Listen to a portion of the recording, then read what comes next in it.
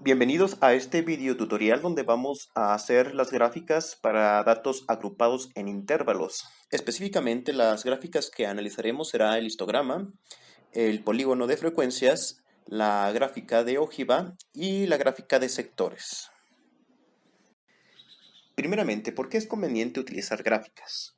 Bueno, las gráficas nos dan una perspectiva visual mucho más clara sobre la interpretación de los datos. Con simplemente ver una gráfica nos podemos dar una idea más clara de cómo están organizados y cómo se distribuyen. Una de las más utilizadas es el histograma. En estadística, un histograma es una representación gráfica de una variable en forma de barras, con la cualidad de que éstas están consecutivas, además de que de que la superficie de cada barra es proporcional a la frecuencia del valor representado. Como podemos ver aquí en la gráfica que tenemos, vemos que en el eje de las X están acomodados los intervalos, mientras que en el eje de las Y están acomodadas las frecuencias. Pero, ¿cómo se hace un histograma? Bueno, tendríamos que remontarnos a nuestra tabla de frecuencias, que si no saben cómo hacerlo pueden checar en los otros videos. Vemos que aquí están acomodadas en intervalos, las clase. También tenemos la marca de clase, la frecuencia y la frecuencia acumulada.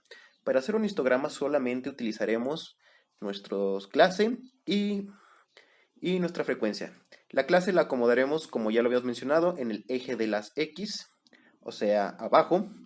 Vamos a dejarlo tal como se ve en la imagen, de 4 a 5.2, de 5.2 a 6.4 y así sucesivamente. Y en el eje de las Y pondremos la frecuencia. Y lo único que tendríamos que hacer es dibujar una barra que vaya desde el eje de las X hasta la altura de la frecuencia que nosotros tengamos. Como complemento al histograma tendremos al polígono de frecuencias, que como su nombre lo dice, es un polígono irregular que se forma al unir todas las marcas de clase y frecuencias de nuestra gráfica de histograma. ¿Y cómo se hace un polígono de frecuencias? Bueno, en el eje de las X tendríamos que poner nuestras marcas de clase que hemos sacado de nuestra tabla, ordenarlas desde la menor hasta la mayor y simplemente tendríamos que trazar una línea hasta el valor de la frecuencia que le corresponde a dicho intervalo o a dicha marca de clase. Y al final solamente tendríamos que unir cada uno de los puntos. Si observamos, quedan exactamente en la mitad de cada una de las barras, por eso se dice que es un complemento del histograma. Con un aspecto muy similar al polígono de frecuencias tenemos la gráfica de ojivas. De igual manera, en el eje de las X vamos a acomodar nuestras marcas de clases de la menor hasta la mayor. Pero aquí en el eje Y vamos a utilizar la frecuencia acumulada, misma que ya tenemos en nuestras tablas. Y vamos a unir punto por punto.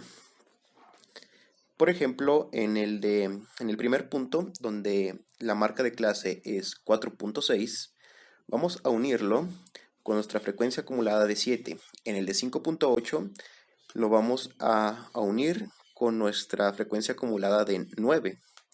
Y así sucesivamente. La gráfica de ojiva nos da una idea visual de cómo va dándose el crecimiento en nuestros datos, cómo va aumentando la frecuencia entre cada intervalo.